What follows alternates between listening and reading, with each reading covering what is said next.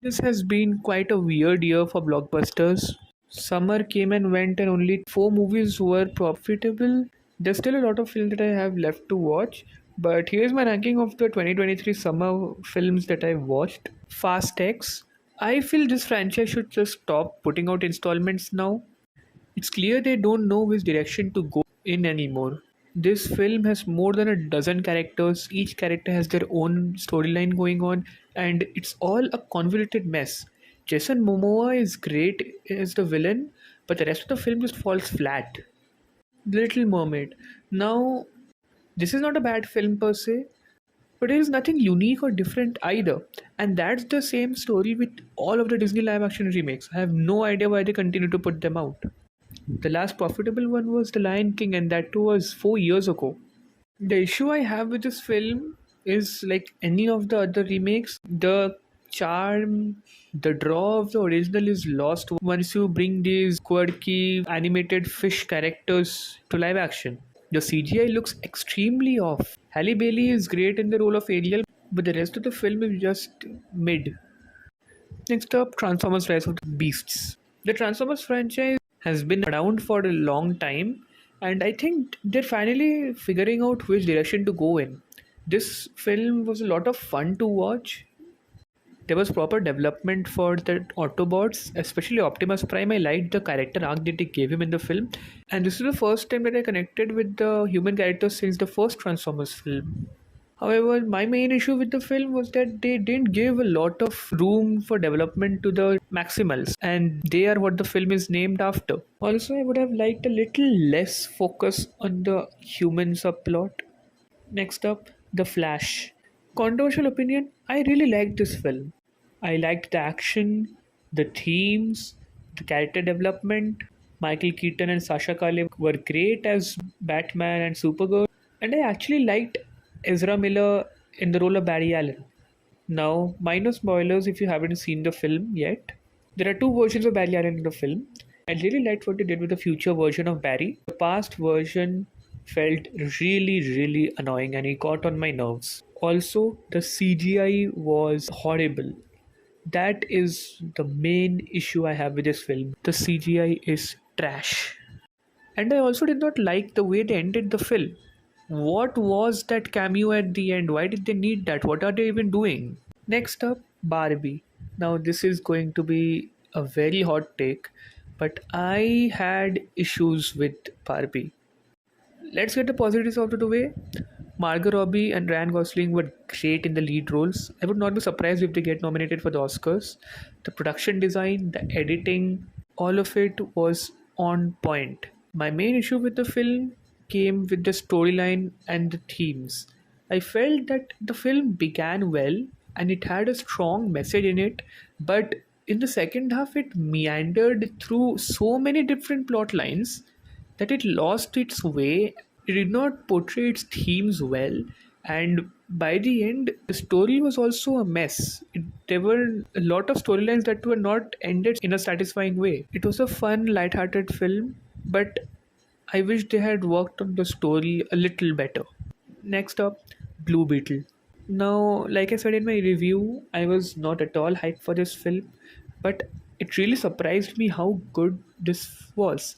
It is a generic coming of age superhero origin story, but what makes it special is the family aspect. Zolo Marijuana is great in the role of Blue Beetle. I would love to see him return in the future DC project. And the rest of the supporting cast balances it all out really well. I did have issues with the villains. They felt very generic, very forced. But besides that, it is a fun film to watch and definitely one of the better DC projects to come out in recent times. Next up, Talk to Me. The latest A24 horror film is just as good as you expect it to be. A24 really hardly misses the mark. I really liked what they did with this film. This is a possession film, but it is portrayed in a really unique, very creepy way that we have never seen before. Sophia Wilde is the standout of the film. She portrays such a nuanced character. Every emotion she portrays, it's on her face, whether it's grief, it's anger, it's happiness. She shows that really well. And I really liked her acting in those moments when the character was possessed. The way she worked her eyes was really unsettling. And adding to all of this, I really loved the way they ended the film. It's definitely one of the best horror movie endings of recent times. Mission Impossible Dead Reckoning Part 1.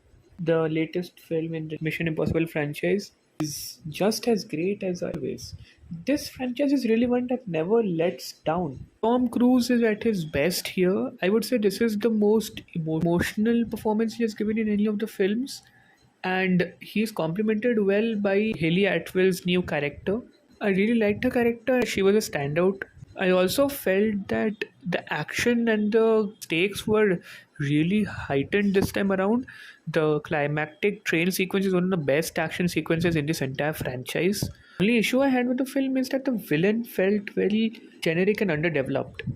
Next up, Guardians of the Galaxy Volume 3. The last film in the Guardians trilogy manages to bring the emotions by focusing completely on Rocket and his backstory. Each of the Guardians gets their own moment to shine, but Rocket is truly the star. You get to learn more about his past, how he came to be who he is now. And I really liked the way they ended the Guardians story. Each of them gets a perfectly satisfying ending. I would say this is definitely the best MCU movie since Avengers Endgame. Next up, Spider Man Across the Spider Verse. What more can I say that others haven't? This is the perfect Spider Man film. The 2018 Into the Spider Verse was a really well made, really well put together film with a great story and great themes. And Across the Spider Verse just builds on that. Dive more into Miles' story, his family dynamics, struggling to balance his daily life with being a superhero.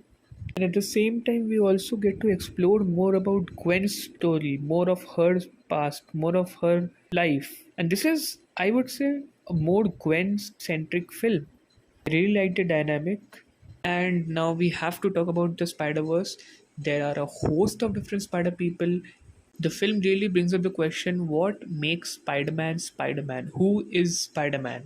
And I really loved the themes that they explored in the film: loss, grief, responsibility. And adding to that, the animation style this time around was truly spectacular.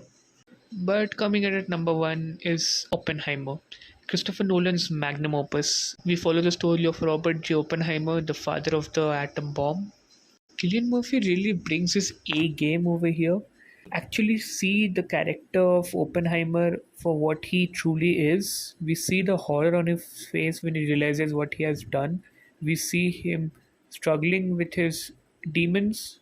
This is truly a character study. Each and every actor portrays their character really, really well. The standout being Robert Downey Jr. as Louis Strauss. He steals every scene he is in. I also really liked the sound mixing, especially during the Trinity test. I actually got goosebumps two or three times while watching the film. I really appreciated the cinematography and the production design of the film, and this is definitely one of the best movies of the year. So, yeah, that was my ranking. Do tell me down in the comments which films you watched this summer and what your own ranking is. If you liked the video, do like, share, and subscribe. Follow me on Instagram and stay tuned for more videos like this.